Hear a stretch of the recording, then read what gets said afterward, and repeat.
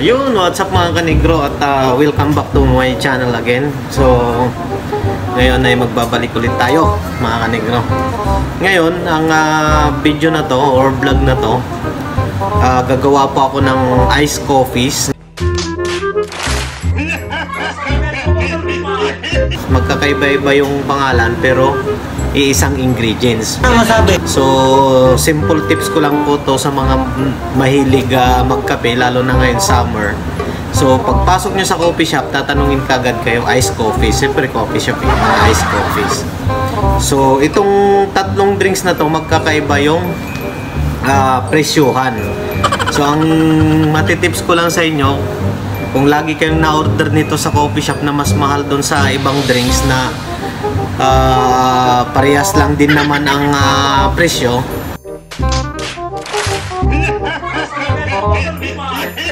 so pupunta na kayo doon sa murang presyo. So ayun mga kanigri, papakita ko sa inyo ngayon yung gagawin kong drinks na iced coffees. Gawa nga ng summer ngayon, so ipapakita ko sa inyo. Baka itong drinks na to ay lagi nyo ring iniinom pero mas mahal doon sa iba, which is same lang naman ang mga ingredients. So tara, samahan nyo ako mga negro at ipapakita ko sa inyo. Dapat dali sa mental aspect.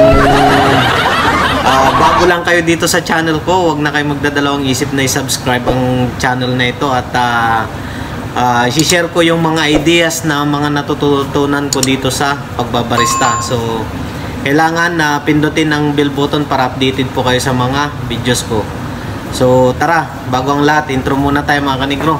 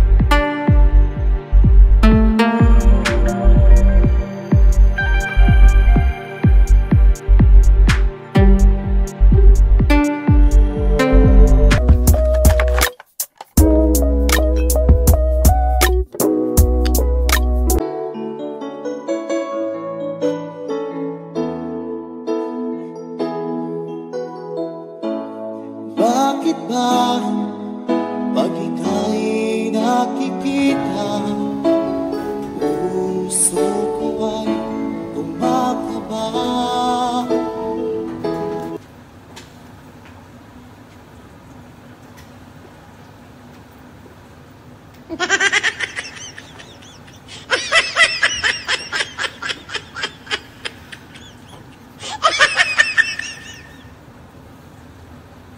So ayun nga mga kanigro, at pinakita ko sa inyo yung video na yon.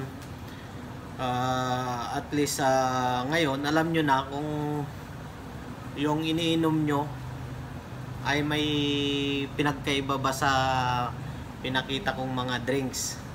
So which is itong drinks na to, tatlong drinks na to, pero pare-parehas ang mga ingredients. Ice caramel,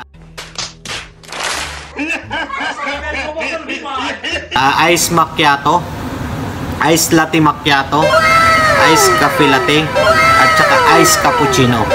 So ang ingredients lang yan mga kanigro ay kape at saka gatas. Ang galing mo talaga, may milk fruit, gatas pa din yon. So ngayon nakita nyo naman yung video ko kung ano yung pinagkaiba. So parang walang pinagkaiba. Pag hinalo mo yun, ganun pa din yun. Kape, gatas, different. Ang pinagkaiba na lang yan mga kanigro kung ibang coffee beans. So doon na lang tayo magkakatalo-talo sa coffee beans. So doon na lang kayo mag-additional ng bayad. Pero kung iisang beans lang gaya ng Brazil, Colombia, yung mga ginagamit sa milk base na kape, so mag-stick na lang kayo sa mas mura. Ano masabi? Kasi minsan ang macchiato mas mahal doon sa ice cafe latte. Ang ice cappuccino mas mahal din doon sa cappuccino, which is same lang din ang ingredients.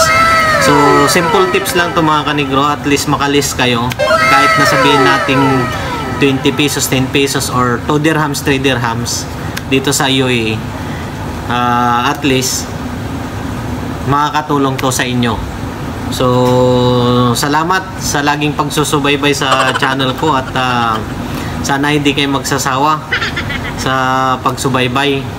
So